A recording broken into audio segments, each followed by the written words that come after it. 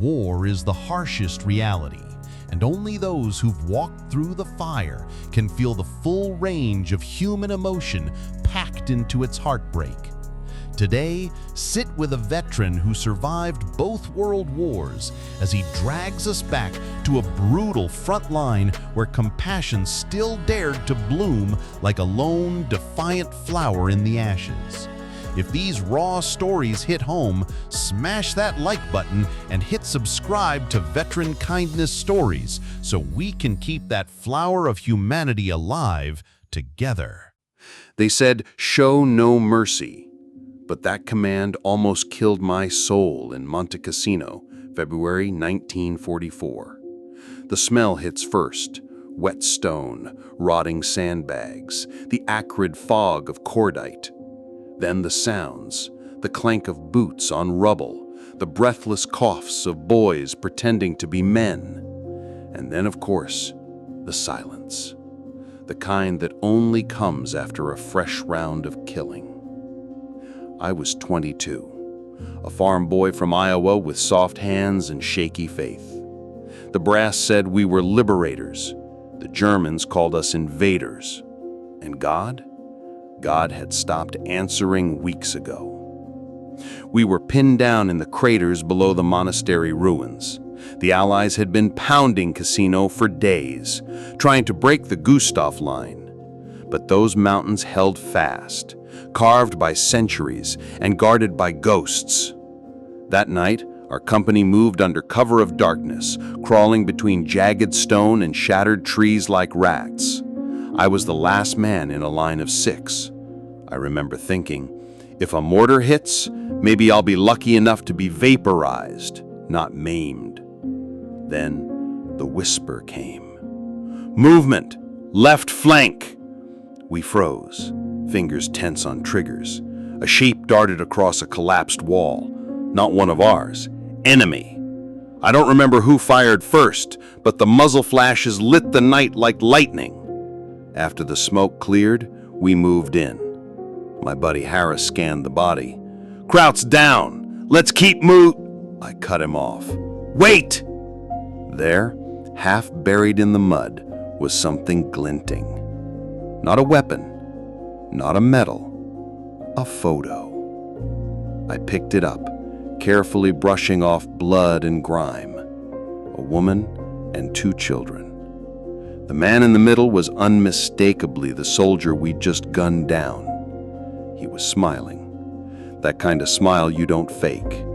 Arms wrapped around his family like he was the luckiest man alive. I don't know what came over me, but I felt like I was holding something sacred. My hands started shaking. That man had probably looked at this picture before charging into our fire. Maybe he kissed it, whispered to it, promised them he'd come home. And we ended it. We kept moving, but the photo burned in my chest pocket. I couldn't forget it. Couldn't forget his face or the kids. They looked about the same age as my nephews.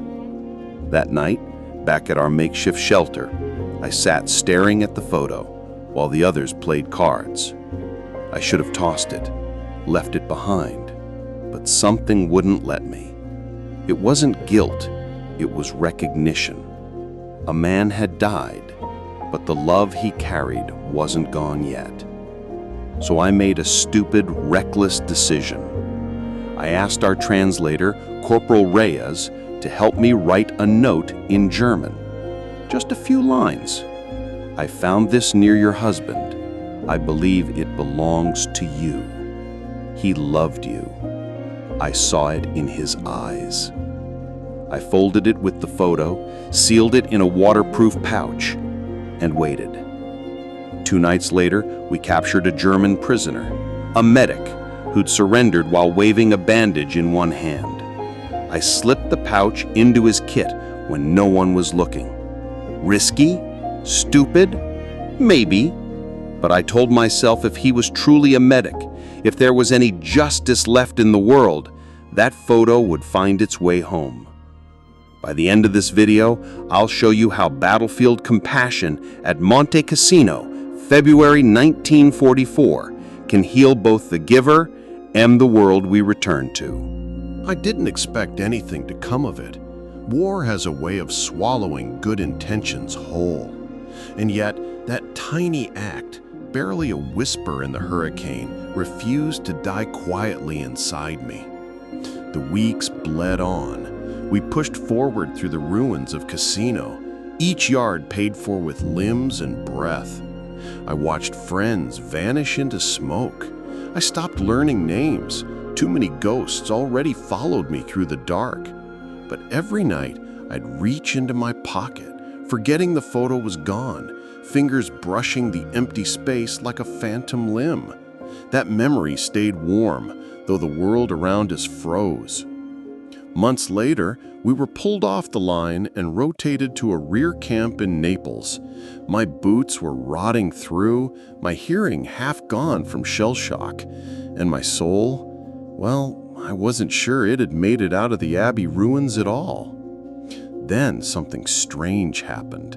A parcel arrived at the field post, wrapped in plain brown paper, no return address, just my name, Private Daniel Rourke. Inside, a small wooden box and a letter, written in careful English. To the soldier who returned my heart. I read it twice before I could breathe.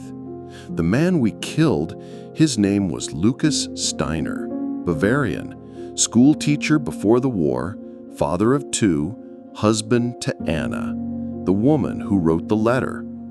She told me the German medic had made it home, that he'd honored the pouch I'd slipped him like it was a holy relic, that he'd walked 3 days after the war to place the photo and note in Anna's trembling hands. She said she wept for a man she never met, me. Her words cut deeper than any bullet ever had. You saw my husband not as an enemy, but as a man.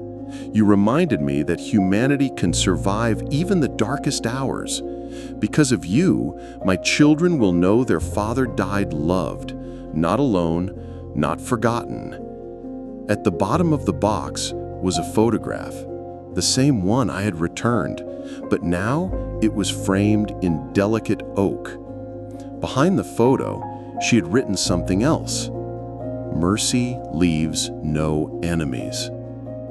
I stared at that line until my vision blurred.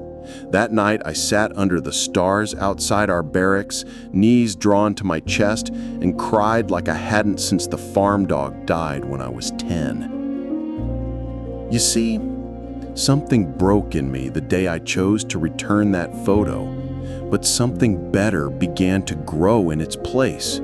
A soldier can take lives, but only a man can choose to protect what's left behind. People think courage means charging into gunfire. Maybe sometimes it does, but other times it's holding on to your soul in a world that begs you to burn it for survival. Monte Cassino was hell, but from that hell, a letter found its way across nations and bloodlines. A stranger's photo became my mirror. Her gratitude became my redemption. And somewhere between the mortar blasts and midnight tears, I learned that kindness doesn't wait for peace treaties. It marches beside you, even through the rubble. Years passed. I made it home. The farm hadn't changed much.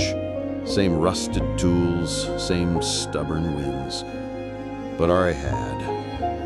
My father didn't ask questions, just clapped a heavy hand on my shoulder and left me alone in the barn for a while.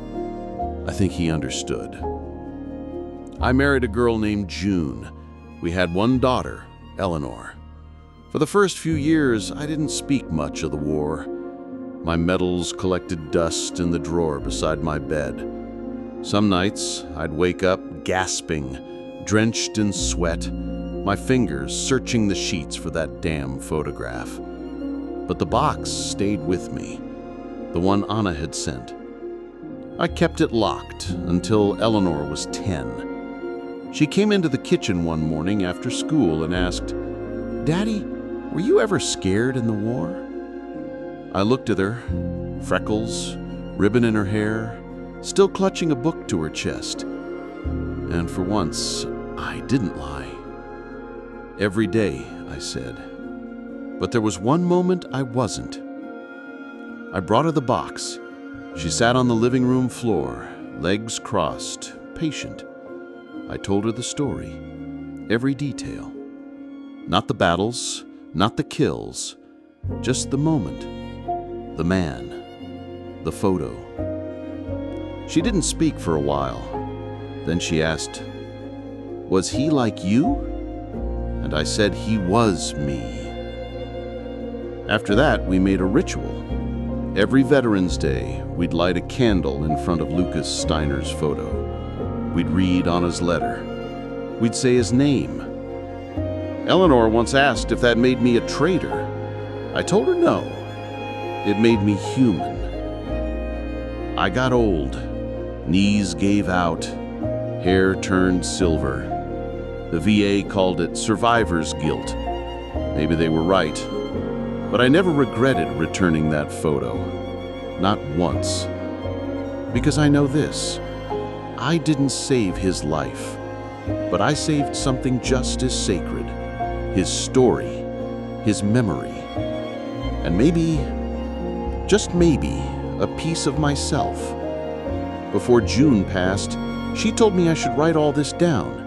"You've carried that photo long enough," she said. "Maybe it's time the world sees it too." So here I am. If you're watching this, wondering why an old man is talking about a dead German soldier, know this. War doesn't end when the guns go quiet. It echoes in the families left behind, in the hands that could have pulled triggers but didn't, in every small act that refused to drown in hatred. I wasn't a hero. I was scared, tired, half-starved. But I had one thing no bullet could take, the ability to choose mercy. And mercy, I've learned, leaves no enemies.